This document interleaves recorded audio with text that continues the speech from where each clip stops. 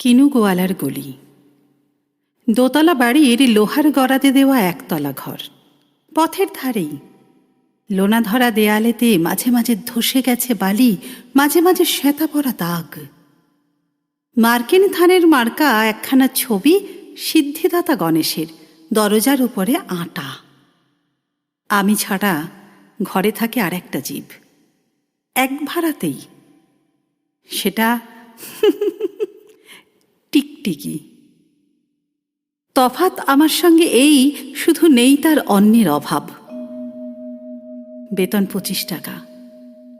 সদাগরি আপিসের কনিষ্ঠ কেরানি।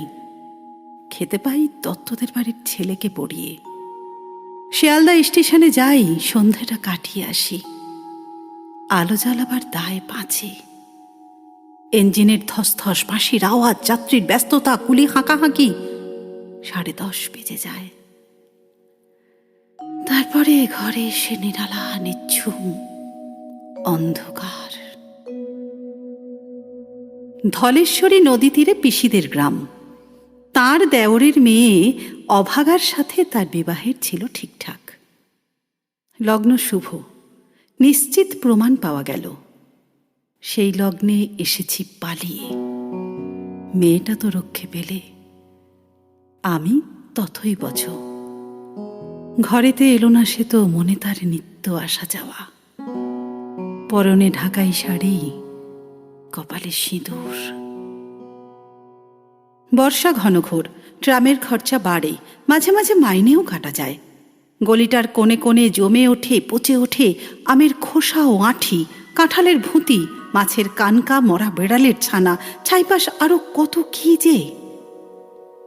ছাতার অবস্থা খানা জরিমানা দেওয়া মাইনের মতো, বহু ছিদ্র তার। আপিসের সাজ, গোপীকান্ত গোসাইয়ের মনটা যেমন সর্বদাই রসসিক্ত থাকে।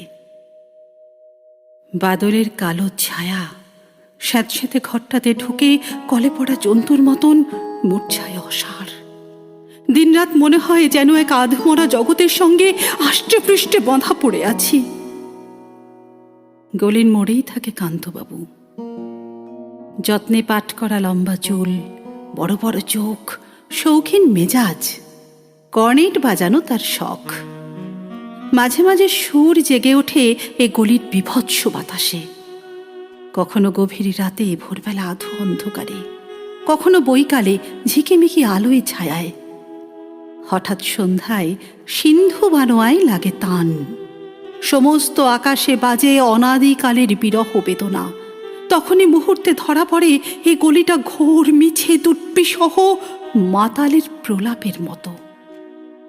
হঠাৎ খবর পাই মনে, আকবর বাদশার সঙ্গে হরিপদ কেরানির কোনো ভেদ নেই। বাঁশির করুণ ডাকবে, ছেঁড়া ছাতা, রাজচ্ছত্র মিলে চলে গেছে এক বৈকুণ্ঠের দিকে। এ গান যেখানে সত্য, অনন্ত গোধূলি লগ্নে সেইখানে বহি চলে ধলেশ্বরী। তীরে তমালের ঘন ছায়া, আঙিনাতে যে আছে অপেক্ষা করে, তার পরনে ঢাকাই শাড়ি, কপালে সিঁদুর।